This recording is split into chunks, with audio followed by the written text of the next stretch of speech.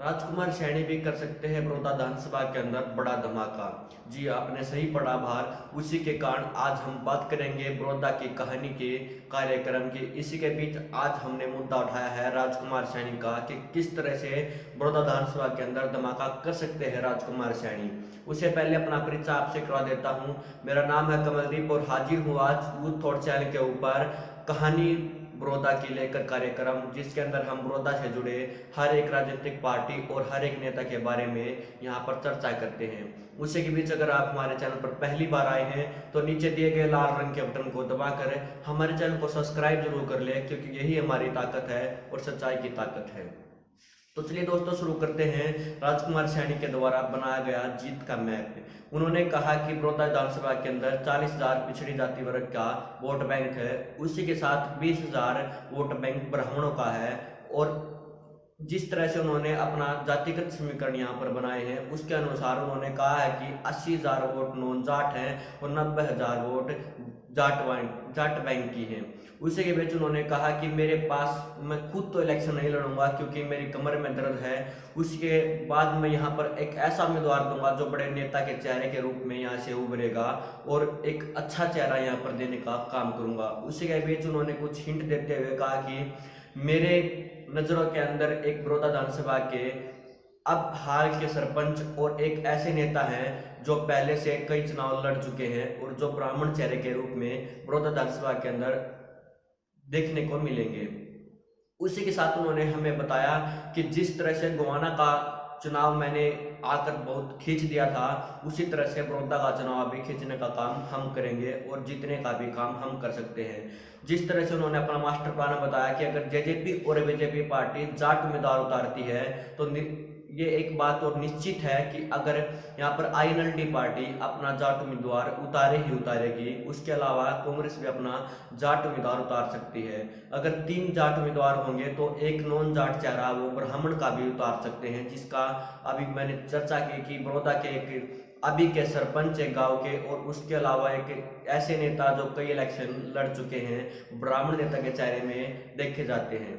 और दूसरी तरफ उन्होंने कहा कि अगर ब्राह्मण नहीं माने तो दूसरा चेहरा मैं यहाँ से एक ऐसे टीचर का लाऊंगा जो सरकारी के एक अच्छे शिक्षक के पद पर तैनात है और उसके पढ़ाए हुए बच्चे बड़ौदा के हर एक गांव के अंदर 10 से 15 बच्चे मिल सकते हैं। उसके साथ उसने अपना मास्टर प्लान हमें बताया और कहा कि हम जीत निश्चित करेंगे। लोकतंत्र सुरक्षा पार्टी को हल्के में न ले अन्य पार्टियां, उन्होंने ये हिदायत दी अन्य पार्टियों को, बिला जिस तरह से हमने गोहाना के इलेक्शन को खींचने का काम किया था उसी तरह से हम यहाँ पर भी इलेक्शन को खींचकर जीतने का काम करेंगे।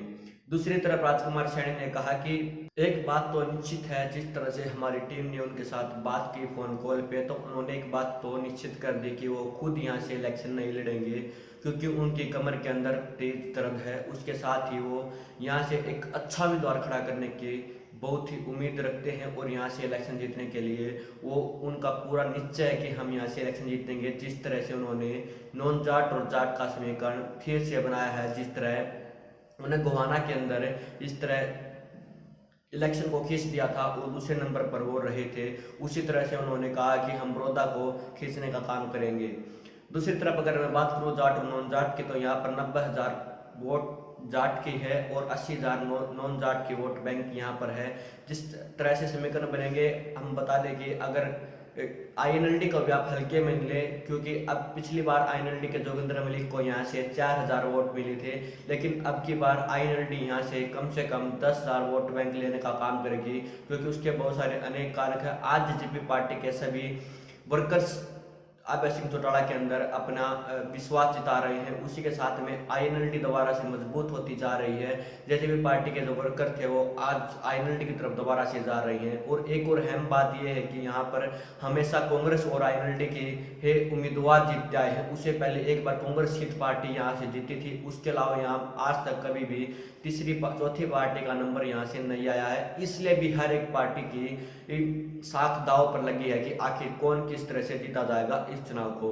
हर दंड भेद लगाया जाएगा बड़ौदा विधानसभा के चुनाव को जीतने के लिए। हम देते रहेंगे आपको चुनाव से पहले और चुनाव के बाद भी हर एक नई जानकारी बड़ौदा से जुड़ी, और बड़ौदा की कहानी कार्यक्रम को आप इसी तरह देखते रहिए। अगर आपने अभी तक भी हमारे चैनल को सब्सक्राइब नहीं किया है तो नीचे दिए गए लाल रंग के बटन को दबाकर हमारे चैनल को सब्सक्राइब कर ले। जय हिंद, जय भारत। मैं हूँ आपके साथ कमलदीप अत्री।